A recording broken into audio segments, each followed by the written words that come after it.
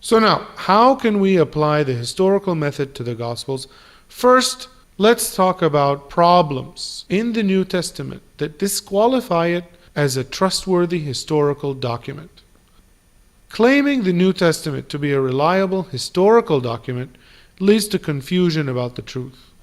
The Christian Church proclaims that the Old Testament and New Testament were written under inspiration from the Holy Spirit.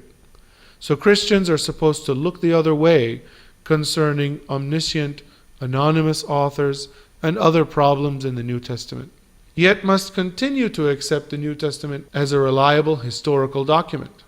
Furthermore, Christian theologians are not consistent when on one hand they attempt to apply the historical method to the Quran, which also purports to be divinely inspired, while on the other hand they ignore that same historical method concerning writers of the Gospels not being verified as witnesses, concerning irreconcilable contradictions in the New Testament, and concerning the New Testament's contradictions with the Old Testament, an earlier source of theology.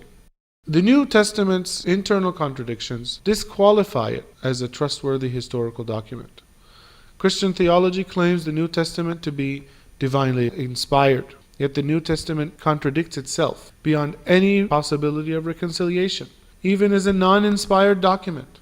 For example, in the trial before Pilate, did Jesus remain silent while Pilate marveled, according to Matthew and Mark? Or did Jesus speak at length, according to John? What did the sign over Jesus' head say? This is Jesus, the King of the Jews, according to Matthew. The King of the Jews, according to Mark. This is the King of the Jews, according to Luke. Jesus of Nazareth, the King of the Jews, according to John. These four differences might seem trivial at first blush, but upon further thinking they come out especially important to our discussion. Writing on a sign is not a description of different speeches, where the same speaker used a different vocabulary, nor is it a subjective opinion, nor is it a perspective, nor is it an event described by different persons, whereby they're expected to use a different vocabulary. The writing is specific information. There is but one crucifixion, there's but one person, and only one sign over his head. Thus one cannot claim that authors describe different signs. The writing on a sign doesn't depend on personal interpretation. Yet it is a fact that some or all New Testament writers incorrectly reported this readily available and very specific information, the writing on just one sign. Therefore, these differences provide a concrete measure of the large margin of error in the New Testament writers' testimonies of any event. This large margin of error may not be detrimental concerning a sign, but is unacceptable concerning core beliefs.